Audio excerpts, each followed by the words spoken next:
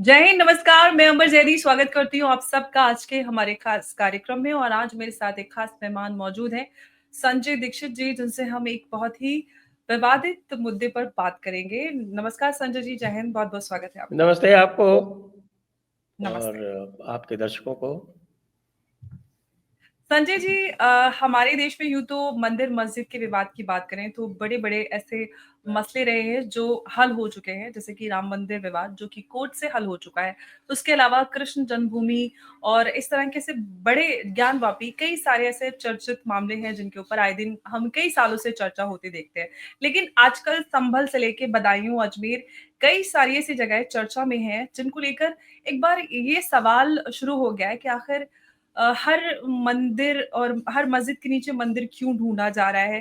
क्या इसका कोई एमिकेबल, कोई peaceful solution with in the constitution framework कोई आपकी नज़र में है? कोई जो कोर्ट, कोई एक ऐसा कोई आर्बिट्रेशन कुछ ऐसा करके पार्टी बनाया जाए एएसआई को भी, या उधर इधर से जितने भी हिंदू आउटफिट्स हैं, मंदिरों की सूची लेकर आएँ कि किस तरह कितने और कितने-कितने मस्जिदों के नीचे मंदिर आ रहे हैं। एक बार उन पे फैसला हो, उधर से all India Muslim Personal Law board या इस तरह की ऑर्गेनाइजेशंस हैं, सब मिलकर एक कॉन्स्टिट्यूशनल फ्रेमवर्क में कुछ इस तरह का एक रास्ता निकाले जिससे देश में पीसफुली इस मसले को हल किया जा सके। आप क्या सोचते हैं और क्या बोलते हैं इस पूरे मसले पर? क्योंकि इससे हमारे देश में कहीं न कहीं एक अशांतिपूर्ण माहौल बनता है। क्वेश्चन बड़ा लंबा हो गया। चलिए, I will try to break into जी। पार्ट्स। जी। पहली बात तो आपने पूछा कि भाई ये जो है वो मस्जिदों के नीचे मंदिर क्यों निकलते हैं। तो ये साहब ये तो पहली बात तो हमको मुगल आर्किटेक्ट से पूछना पड़ेगा या इस्लामिक आर्किटेक्ट से पूछना पड़ेगा कि साहब ऐसी क्या खास बात थी कि आपको नींव वहीं मिलती थी जहाँ पे मंदिर होते थे। तो आपने कोई स्पेशल डिप्लोमा कर रखा था या स्पेशल आर्किटेक्ट का कोर्स उस टाइम हुआ करता था जो कहता था कि जब तक मंदिर की नींव नहीं होगी तब तक मस्जिद पाक नहीं कहलाएगी। एक तो ये पता करना पड़ेगा। दूसरा, जो हिंदू आर्किटेक्ट्स हैं उनसे पता करना पड़ेगा कि भाई आपके पास ऐसी क्या विशेष कला थी कि आप जो है वो मस्जिदों के नीचे मंदिर बना लेते थे। तो ये दो चीज़ें जो हैं, इसके लिए मुझे लगता है कि स्पेशल कोर्स डिज़ाइन होना चाहिए हमारे आर्किटेक्चर के जो कॉलेजेस बने हुए हैं। तब उससे ये पता चलेगा कि साहब ऐसी क्या विशेष बात थी। और फिर आपने कहा कि साहब कि इसका पीसफुल सॉल्यूशन क्या है? पीसफुल सॉल्यूशन तो साहब देखिए, सारी ज़मीन जो है वो अल्लाह की है। और आप अगर इसके खिलाफ कुछ बरखिलाफ इसके मुखालफत में कुछ भी कहती हैं, तो आप जो है वो काफ़िर हो जाएँगी। इसलिए आप ऐसा कृपया ना कहें, सारी ज़मीन अल्लाह की है, साफ-साफ लिखा हुआ है कुरान पाक में 7.128। तो इसलिए कोई भी जो ये कहेगा कि साहब कि हमारी ज़मीन है, तो कैसे हो सकती है? देखिए, दारुल हर्ब और दारुल इस्लाम का जो सिस्टम है वो बिल्कुल क्लियर है। और दारुल खिलाफ़ा, जहाँ पर भी एक बार इस्लामी राज्य हो गया, वो दारुल खिलाफ़ा होता है। देखिए, मैं आपको एक रीडिंग मटीरियल दे सकता हूँ। अभी-अभी हमने फतावा आलमगीरी की जो वॉल्यूम 4 की बुक 2 है, यानी किताबुल वक़्फ़, उसको अभी-अभी हमने हिंदी में ट्रांसलेट करवा के पब्लिश किया है। तो उसको आप पढ़ेंगे तो आपको बहुत सारी चीज़ें इसमें देखने को मिल जाएँगी। उसमें तो ये भी कहते हैं कि साहब कि जिसकी मिल्कियत नहीं हो, वो वक़्फ़ नहीं कर सकता। लिखा हुआ है उसके अंदर। फिर भी साहब वक़्फ़ हो रहा है। और वक़्फ़ बाय यूज़र का भी कॉन्सेप्ट ले आया गया है। तो साहब ऐसा है कि जब अ, म मोमिन हज़रात जो हैं, जो वो अपनी शरीयत लागू करते हैं, तो उसमें गैर मोमिनों का कोई किसी तरह का हक़ व असबाब होता नहीं है। ये आपके जितने भी मुझे पता नहीं है कि आप किसकी तक़लीद करती हैं, लेकिन जो गैर मुक़ल्लिदीन हैं, उनके लिए तो आपको पता है कि जी। जन्नत में जगह ही नहीं है। तो फिर आप भी हमारी तरह जहन्नुमी हैं। तो फिर उसमें जो है, कोई भी किसी तरह की आर्ग्यूमेंट की गुंजाइश तो होती नहीं है, आपको भी पता है कि दीन में अक़ल का क्या काम? आप अक़ल जी। लगाने की कोशिश कर रही हैं। इसलिए पीसफुल सॉल्यूशन नहीं संभव है। लेकिन संजय जी, ये सारे जो विवाद निकल कर आते हैं वो कहीं न कहीं इसका जो पीछे का जो जुड़ाव है सबसे ज़्यादा एक चर्चा और बात करने आपने वाला। पूछी थी कि इसकी कोई जी, क्या जी, लिस्टिंग है? जी हाँ, लिस्टिंग जी। है। वो सीताराम गोयल जी ने लिस्टिंग कर रखी है। वो करीब 1800 से 2000 के बीच में वो पूरी लिस्ट उन्होंने बनाई हुई है, और लिस्ट को उन्होंने कैटेगराइज भी कर रखा है। उसमें जो जी। मूलतः 2 तरह के उसमें जो है उन्होंने कैटेगराइजेशन कर रखे हैं, और एक ये है कि साहब की जो टेम्पल साइट पे बनी हुई है, और दूसरा जो टेम्पल मटेरियल से बने हुए हैं, वो पूरा का पूरी उन्होंने लिस्टिंग कर रखी है। और उस लिस्टिंग में जितनी भी इस समय जो विवाद, जिनको कहा जा रहा है विवाद चल रहे हैं, जबकि वो विवाद नहीं है, वो तो जो फंडामेंटल फीचर है कॉन्स्टिट्यूशन का जो बेसिक फीचर है, जो बेसिक स्ट्रक्चर है, वो एक्सेस टू जुडिशरी, उसके अंदर चल जी। रहे हैं। हर एक को मुकदमा दायर करने का हक है। क्या आप ये कह सकते हैं कि मुकदमा दायर नहीं किया जाएगा? ये काम हुआ था, ये काम बाबरी मस्जिद वाले केस में सरकार ने किया एब्सोल्युटली। था। और यही सरकार सवाल ने लेकर मैं आपके पास आ रही थी संजय जी, कि आप जो बात कह रहे हैं, क्योंकि आपका इशारा प्लेसेस ऑफ वर्शिप एक्ट पर है 1991, क्या आपको लगता है कि प्लेसेस ऑफ वर्शिप एक्ट को रिपील कर देना चाहिए? प्लस जो एएसआई प्रोटेक्टेड मॉन्यूमेंट्स है, वो उनके ऊपर ये अप्लाई क्यों नहीं होता है? ये तो प्लेसेस ऑफ वर्शिप एक्ट में लिखा हुआ है ना साफ साफ, हाँ, वो और मैं ना पूछ रही केवल क्यों वो नहीं लिखा होता हुआ है? है, मैं पढ़ देता हूँ। यही वो सवाल मेरा आपसे, क्यों नहीं होता है, इसके पीछे का रीजन? जो क्यों नहीं होता है, ये तो कांग्रेस वाले जाने। अब देखिए, उन्होंने फंडामेंटल गलतियां कर दी उस समय।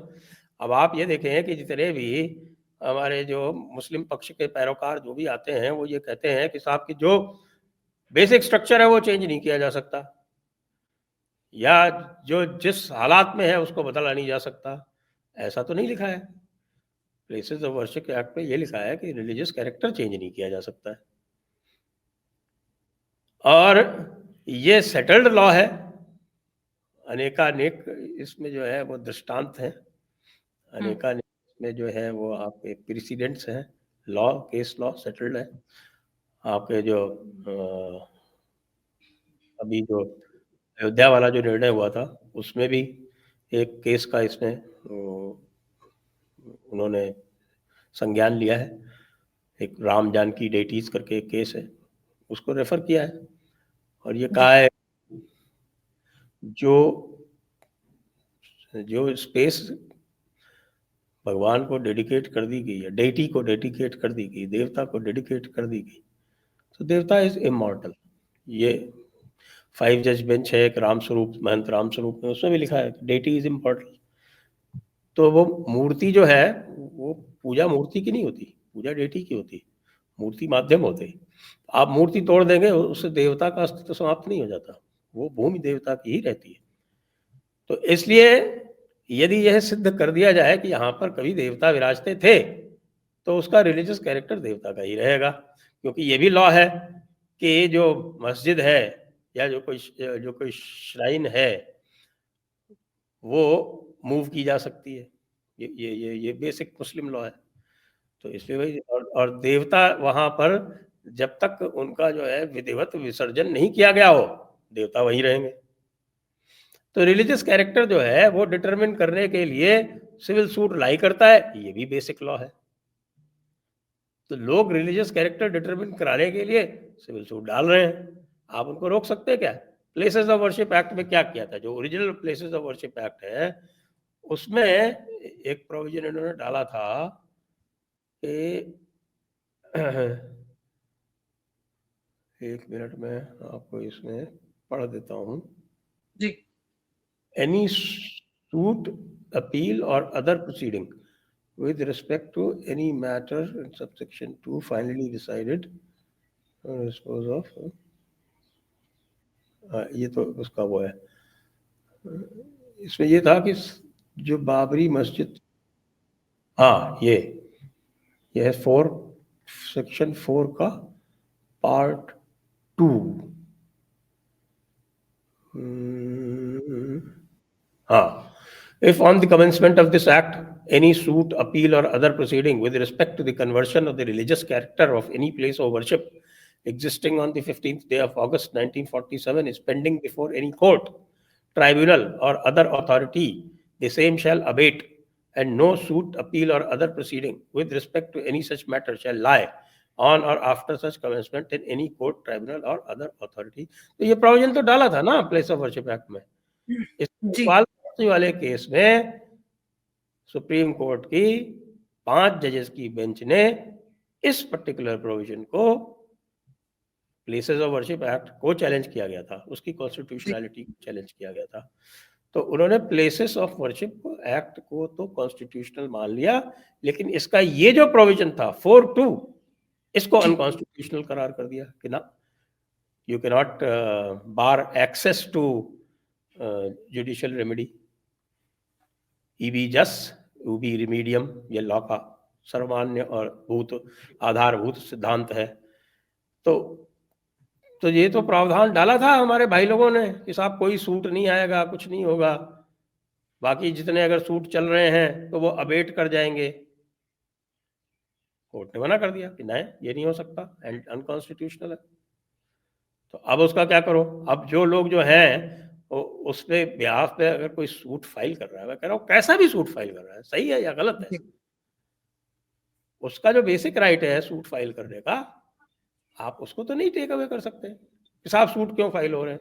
कोई भाई लोग चले गए कि साहब सूट फाइल करने को रोक कर दिए जा रहे, मतलब लोगों का जो बेसिक राइट है वो कर दिया जाए, शरीयत लागू कर दी जाए भारत में कि साहब मौलाना साहब ने जो कह दिया वो हो गया फाइनल, जैसे कि इस समय जो हो रहा है बांग्लादेश में।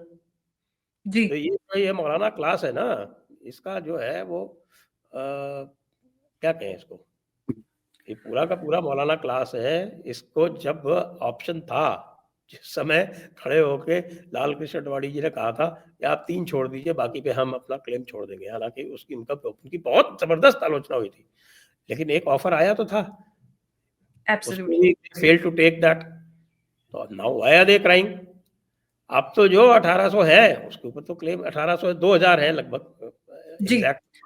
संजय जी, आपने जो जिस प्रोविजन की बात की और यही सबसे ज़्यादा डिबेटेड और डिस्कस्ड प्रोविजन है प्लेसेस ऑफ वर्शिप एक्ट का, जिसमें एक कट ऑफ डेट जो आती है, उस पे भी काफ़ी चर्चा होती है। जो cut off date of places of worship act है, इस पे आप क्या कहना चाहते हैं? क्या इसको बढ़ा देना चाहिए या इस पूरे एक्ट को रिपील कर देना चाहिए? आपके हिसाब से क्या इसका इस पे होना चाहिए, इस पूरे एक्ट को लेकर? मेरे हिसाब से तो इस एक्ट में कुछ भी विशेष करने की आवश्यकता नहीं, it can remain as it is, क्योंकि जो फंडामेंटल है कि religious character is to be decided through hmm, a civil suit by lending of evidence, hmm. वो तो सेटल्ड लॉ है कंट्री का। तो फिर जो ये कट ऑफ हमारे डेट है उसको महंत क्या करना चाहिए जो महंत 19 महंत राम 15 स्वरूप जी का केस है 1959 का, उसमें भी जी, लिखा हुआ है आइडल इज इमॉर्टल, लिखा हुआ है। इसी तरह से एक गोविंद देव जी महाराज का केस है 1965 का, उसमें भी है। अभी अयोध्या वाले केस में भी आ गया, उन्होंने तो नाउ राम जानकी डेटीज का उन्होंने हवाला दे दिया, तो उन्होंने भी अप्रूव कर दिया उसको राम जानकी डेटीज का। तो भाई अगर कुछ करना है तो अब now you have to go to a 7 जज बेंच अकॉर्डिंग टू मी। अब तो हुँ, 5 जज बेंच से काम चलेगा नहीं, क्योंकि इकबाल हुँ, फारूकी में ये सारी चीज़ें जो है वो इसकी कॉन्स्टिट्यूशनैलिटी जो है वो ऑलरेडी अपहोल्ड की जा चुकी है। और using the severability doctrine, severability doctrine का ये होता है कि जो आपके जो अलग अलग जो क्लॉजेस हैं वो अलग अलग इनवैलिडेट हो सकते हैं, उससे पूरा एक्ट अफेक्ट नहीं होगा। तो वो सेवरेबिलिटी डॉक्ट्रिन को यूज करते हुए उन्होंने ये जो सेक्शन 4(2) था वो इनवैलिडेट कर दिया, कहा कि ये गलत है, this is unconstitutional, rest of the act is constitutional. So that is what the situation is. Iqbal Faruqui को रिविजिट करने के लिए अयोध्या केस में भी सुप्रीम कोर्ट ने इनकार कर दिया था। तो places of worship act is fully constitutional, और रिलीजियस लेकिन कैरेक्टर डिटरमिन करने का हक जो है उसी केस में दिया था इन्होंने, सिविल सूट एब्सोल्युटली फाइल ये करने बात का। मुझे समझ आती है, लेकिन सबसे ज़्यादा पब्लिकली जो कट ऑफ डेट है उसको मेंशन किया जाता है कि जब अ, कह दिया गया, जब ये तय हो गया तो उसके बाद क्यों आप हर मस्जिद के नीचे मंदिर खोद रहे हैं? ये तो देश में ये कहाँ कहा गया? अशांति फैला। ये कहा गया कि साहब कि रिलीजियस कैरेक्टर वही रहेगा, तो रिलीजियस कैरेक्टर क्या है ये तो पता करेंगे ना। अगर कहीं पर पूजा हो रही थी, आपने उसको बदल दिया, संभल में 1976 तक कवर हो रहा था, 1920 से वो एएसआई प्रोटेक्टेड मॉन्यूमेंट है। एएसआई प्रोटेक्टेड मॉन्यूमेंट पे प्लेसेस ऑफ वर्शिप एक्ट नहीं लागू होता है। उसके बाद भी उछल कूद कर रहे हैं कि साहब ये क्या कर दिया और वहाँ खुदाई करेंगे। अरे खुदाई करने की जरूरत क्या है भैया, एएसआई का है वो, तुम कैसे घुसे? You are an encroacher. मैंने तो कल ट्वीट किया है, मैंने कहा भाई this should be treated just as a pure encroachment under municipal law, और जिन्होंने एनक्रोचमेंट किया है उनको भगाओ, उनके ऊपर एक्शन लो। इतना सा सिंपल केस है संभल वाला। तो संभल में जो आज की जो एक ताज़ा अपडेट आया उसमें ये मालूम हुआ है कि जो वहाँ पे शेल्स और सारी चीज़ें यूज़ हुई हैं वो पाकिस्तान और यूएस मेड चीज़ें वहाँ पर जो हथियार और सारी चीज़ें वो मिली हैं। तो ये भी बड़ी चौंकाने वाली बात है कि आम लोगों के बीच में पाकिस्तान मेड चीज़ें कैसे पहुँच गई हथियार और शेल्स?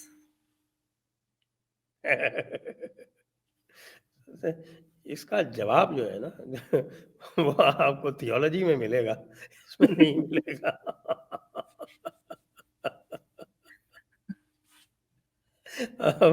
संभल का बहुत पुराना दंगों का इतिहास है मेरे पास। मैंने एक रिसर्च मटेरियल कलेक्ट किया है, जी, उसमें मैं भी है वहीं की अमरोहा की हूँ, पास में ही थोड़ी। अच्छा, बिल्कुल पास में हमारे ही है आप तो, अरे वाह, अमरोहा से ही तो अमरोहा सड़क तो जाती है एक सीधी संभल को।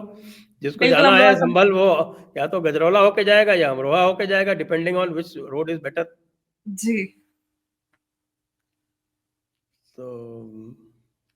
तो आपको पता है अब 1976 तक वहां पर हवन होता था, 2012 तक वहां पूजा होती थी बाहर के कुएं में। अब ये फैक्ट्स तो जो है corroborated फैक्ट्स है। एएसआई की है, उसका नोटिफिकेशन मौजूद है 1920 का। 1976 तक वहां पे एएसआई का अधिकारी रहता था। तो कब्जा किसने किया? अब ये कब्जा माफिया जो है वो ये कह दे कि साहब हमने कब्जा कर लिया, वो सच्चा है। उन्होंने अपने लिए वक्फ एक्ट भी बनवा लिया। लोगों को ध्यान नहीं था साहब कि वक्फ क्या होता है, हम लोगों को भी ध्यान नहीं था। अब वक्फ का जो है वो पहली बार तो तर्जुमा जो है वो हमने कराया, जो हमने डाला है उसमें वक्फ में पढ़िए, आप भी पढ़िए थोड़ा सा, क्योंकि उसमें बहुत हेवी फारसी शब्द भी हैं। मैं जी। कोशिश कर रहा हूँ उसको पूरी तरह से पढ़ लूँ। एक चीज़ जो समझ में आई, उसमें लिखा है कि साहब मिल्कियत अपनी होनी चाहिए। तो जब फतावा आलमगीरी कह रहा है कि मिल्कियत अपनी होनी चाहिए, तो ये जो है वो कैसे जाके उल्टी पुल्टी जहाँ मर्जी हो रही है वहां पे जाके अपने हाथ रख देते हैं कि साहब ये हमारी हो गई, वो तुम्हारी हो गई। ये तो सिर्फ़ हिंदुस्तान में ही होता है और कहीं ये सब नहीं होता कि जहाँ उँगली रख दी वो हमारी हो गई। बाकी जगह तो देखिए जो इस्लामिक मुल्क जितने भी हैं अधिकतर वो तो डिक्टेटरशिप है। वो तो ये मुल्ले मौलाना को अपने अंगूठे के नीचे रखते हैं, हुँ, उनको तो खुतबा एब्सोल्यूटली। भी नहीं पढ़ने देते। जैसे अभी है, आपने देखा होगा कहाँ पर ये छत्तीसगढ़ में, छत्तीसगढ़ में ये डायरेक्शन जारी कर दिया वक्फ बोर्ड ने कि कोई भी मुल्ला मौलाना जो है वो अनअप्रूव्ड खुतबा नहीं पढ़ेगा।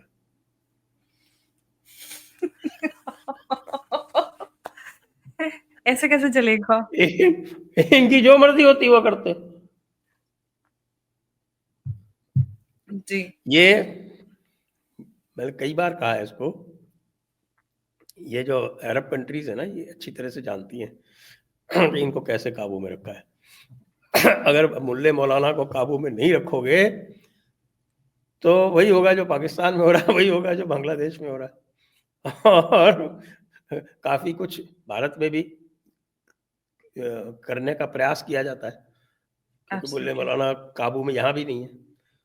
तो इसका बहुत सरल उपाय बताया था ये, मेरे ख्याल से 2017 का एक बड़ा फेमस क्लिप है, अब्दुल्ला बिन नाहयान जो फॉरेन मिनिस्टर हैं अमीरात के, जी, और जो प्रेजेंट जो आपके जो प्रेसिडेंट हैं, जी, जो अमीर हैं जो प्रेजेंट, जी। उनके छोटे ब्रदर हैं। तो उन्होंने ये कहा था कि किसी ने पूछा था रिगार्डिंग टेररिज्म और समथिंग, तो उन्होंने कहा कि look, I will tell you and I will tell you in English. सऊदी अरब की बात है। तो लोगों ने कहा कि no no we have translation, you can you can say this in Arabic also. No no I will tell you in English so that you understand fully. Okay, look, there will be a time when there will be more terrorists coming out of Europe than the Middle East, because of political correctness, indecision, and because the West thinks that they know Islam better than we do. Absolutely, and that is happening. We are witnessing that. और उनका जो formula है वो बिल्कुल simple है कि मुल्ला मौलाना नमाज पढ़ाने के अलावा मस्जिद का कोई यूज नहीं कर सकते। मुल्ला मौलाना कोई भी खुतबा जो उनकी जो मिनिस्ट्री है उसकी जो भी रिलीजन की जो भी मिनिस्ट्री है उसके द्वारा अप्रूव्ड खुतबे के अलावा कोई खुतबा नहीं पढ़ सकते और जो कोई करता है उसको टांग दिया जाता है। जी, लेकिन भारत में तो ऐसा नहीं कर यहाँ तो सकते आप जानते हैं कि साहब क्योंकि हम सेक्युलर हैं। मस्जिदों के साथ साथ मदरसे भी हैं, मदरसों जी, के साथ साथ मज़ारें भी हैं और पता नहीं क्या मतलब क्या है है। यहाँ पे। जी, संजय जी आपने वक़्फ़ जी। की बात की और वक़्फ़ एक्ट जो है वो काफ़ी चर्चा में रहा क्योंकि उसमें अमेंडमेंट की बात हुई। All India Muslim Personal Law board और एएमआईएम इन्होंने बहुत ज़्यादा पर्चियाँ बाँटी, क्यूआर कोड लगा के आप ईमेल भेजिए, ये कीजिए, वो कीजिए, हम नहीं आने देंगे, हमारे कब्र, मज़ार और सारा कुछ छीना जा रहा है। सबसे बड़ा सवाल ये है कि आखिर बीजेपी सरकार वक़्फ़ एक्ट पर पीछे क्यों हटती हुई नज़र आ रही है फिलहाल? वो तो I think that is a practical consideration hmm, क्योंकि इस समय जो डीप स्टेट है hmm, which is represented by the Biden administration hmm, वो ओवर ड्राइव में है, वो रायता फैलाना चाहती है पूरी दुनिया में। कि जी। जिससे जब ट्रम्प आए तो he should have his hands full और उसको जो है वो लपेटने में ही लग जाए साल 2 साल, तो जिससे कि वो अपना एजेंडा जो है वो पूरी तरह से इफ़ेक्टिवली वो उम, कायम नहीं कर पाए। हुँ, तो द एप्रीहेंशन वाज़ कि ये जो रायता जो फैला रहे हैं, तो इसमें ये फिर कुछ करेंगे यहाँ पे जो लोग हैं उनको उनके टेंटिकल्स तो हैं ही यहाँ पे। जी। तो उन्होंने कहा ठीक है, ट्रम्प ट्रम्प के आने तक वेट कर लेते हैं। ओके, तो संजय जी एक तो हमारे पास 2 ऐसे मामले हैं जो कहीं न कहीं इंटरलिंक्ड हैं, चाहे प्लेसेस ऑफ वर्शिप एक्ट की बात करें या फिर वक़्फ की बात करें।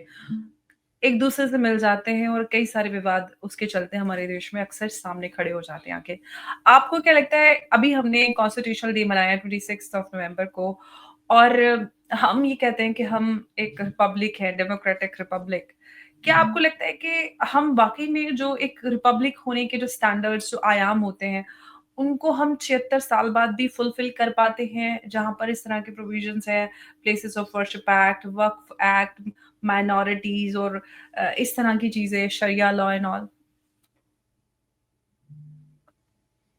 अ, मैं समझा नहीं एग्ज़ैक्टली। आपको मेरी आवाज़ आ रही है?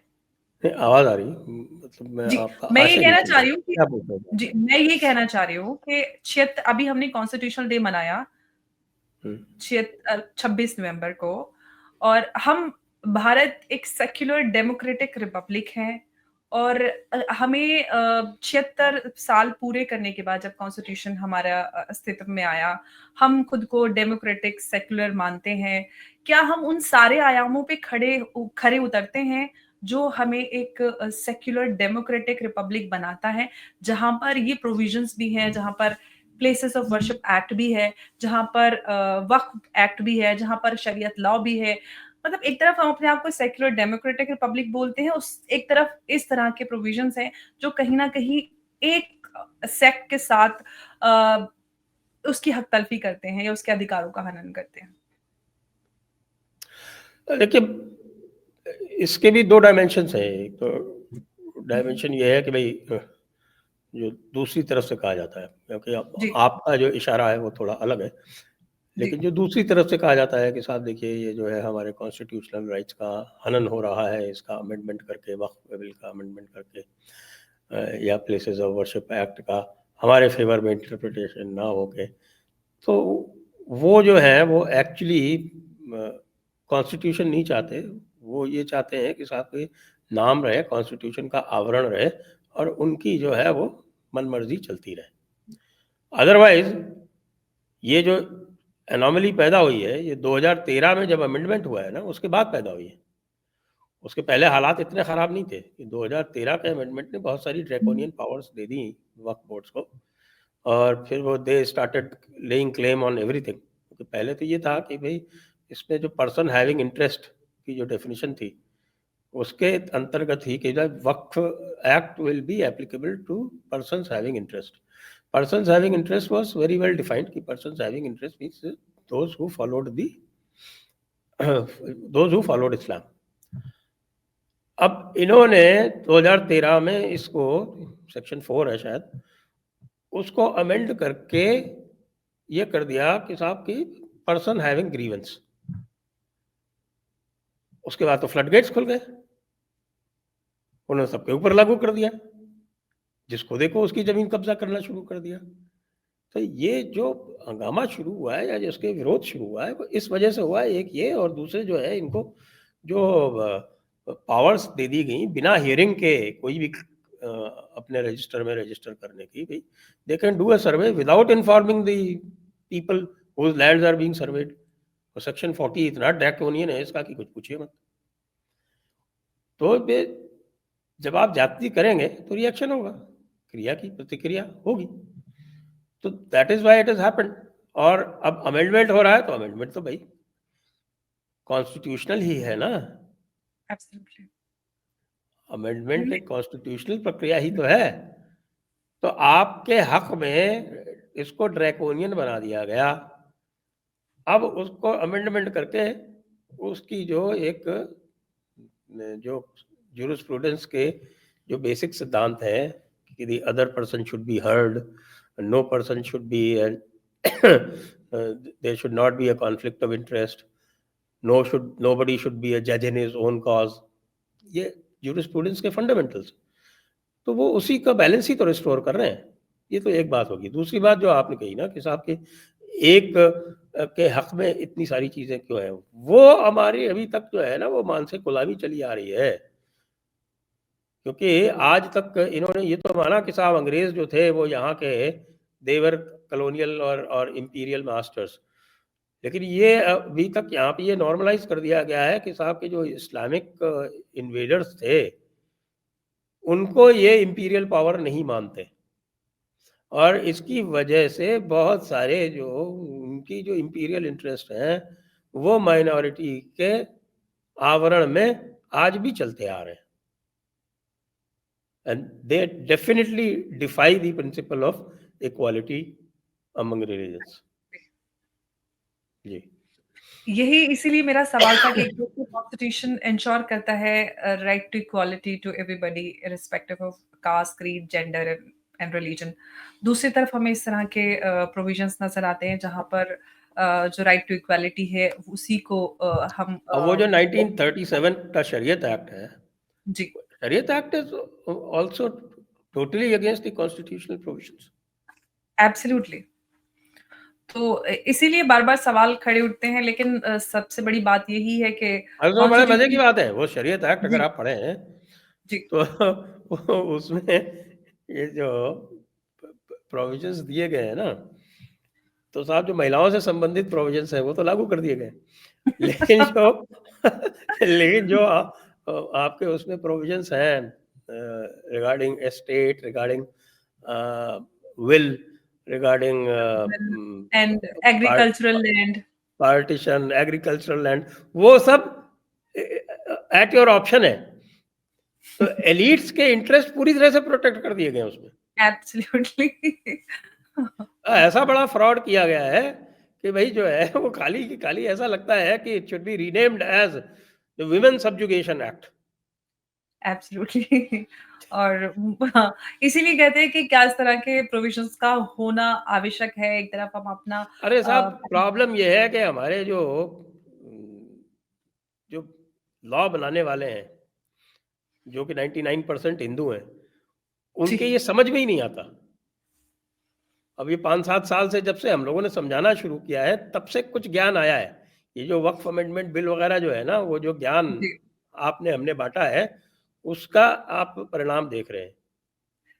एब्सोल्युटली। और मुझे लगता है कि इस तरह के डिस्कशंस और डिबेट्स और ज़्यादा आवश्यक हैं, ताकि हम खुद को, इनफैक्ट मैं बहुत समय से ये बात कहती आई हूँ, जब मैं ट्रिपल तलाक पे काम करती थी, तो मैं हमेशा डिबेट में ये बात बोलती थी कि मैं भारत को सेक्युलर डेमोक्रेटिक रिपब्लिक उस दिन मानूँगी जब भारत की महिलाओं को समान अधिकार मिले, धर्म और जाति से ऊपर उठकर, जो हमारा उसमें भी संविधान बड़े मजे की बात है आपके है। कि आप कहते हैं कि साहब शरीयत एप्लीकेशन एक्ट, लेकिन जो जी, मुस्लिम मैरिज डिसोल्यूशन एक्ट है ना, वो पूरी तरह से जी, शरीयत के खिलाफ है। उसमें जब शरीयत तो ये कहती है ना कि अगर किसी ने अपना मजहब बदल लिया तो उसका निकाह खारिज हो जाएगा। बिल्कुल, शरीयत में तो ये बिल्कुल अनडिस्प्यूटेड है, बिल्कुल। निकाह टूट जाता है। निकाह टूट जाता है। लेकिन मुस्लिम मैरिज डिसोल्यूशन एक्ट कहता है कि नहीं नहीं, तब भी काजी के पास जाना पड़ेगा। मतलब वही मज़े की बात ये है कि एक तरफ तो हम सारा पूरा पैरेलल सिस्टम पूरा खड़ा किया हुआ है। जुडिशियल सिस्टम की बात करें, जहाँ पर काज़ी या शरिया अदालत इस तरह की बातें हों। अब All India Muslim Personal Law Board शरिया अदालत और इस तरह की चीज़ें चलाता आ रहा है हर चीज़। असम में काजीज एक्ट रिपील जी। कर दिया उन्होंने। देखिए, ज़रा सोचिए कि हम एक डेमोक्रेसी में एक धर्म के लोग काज़ी के पास जाएँगे अपनी तकदीर तय करवाने, और दूसरे वाले सालों-साल लगे रहेंगे तलाक अप्रूव करवाने के लिए कोर्ट के चक्कर में, तलाक उनको पहले तो लगा खैर देने। तलाक बिद्दत हो जाता था, एक बार हुँ, में ही 3 तलाक हो जाता था। अभी भी जी, अगर एक बार में नहीं होगा तो 3 महीने में हो जाएगा, तलाक एहसन हो जाएगा। एब्सोल्यूटली। अब लेकिन अगर उन्होंने कहा किसी था महिला को खुला लेना है, उसे काज़ी के पास जाना पड़ेगा। एब्सोल्युटली, वहाँ पे भी अप्रूवल आदमी का ही लगेगा। जब तक हुँ। पति अप्रूव नहीं करेगा, तो औरत का तो ख़ैर कोई से ही नहीं नज़र आता। तो बहुत सारी चीज़ें हैं जो डिस्क्रिमिनेटरी हैं, और ये उत्तराखंड वाले एक्ट में चेंज हो गया है। नाउ दे हैव इक्वल जी, पावर। हाँ, वो ऑफ़ कोर्स, बट ये हम चाहते हैं कि केंद्र सरकार इस पर कानून बनाए, ताकि सभी स्टेट्स पर लागू हो, और भारत की सभी महिलाओं को, और सभी जो भी वर्ग हैं, चाहे महिला हो, पुरुष हों, चाहे हम हर अधिकार की बात करें, ना सिर्फ़ हमारे सिविल राइट्स, बल्कि जितने भी हम रिलीजियस एस्पेक्ट पे भी हमने जो डिस्कशन किया, चर्चा की, उसके लिए भी मेरा ये मानना है कि सब पर समान अधिकार लागू होने चाहिए। संजय जी, बहुत-बहुत धन्यवाद आपका इस अहम चर्चा में हमारे साथ जुड़ने के लिए। जय हिंद, थैंक यू। नमस्कार।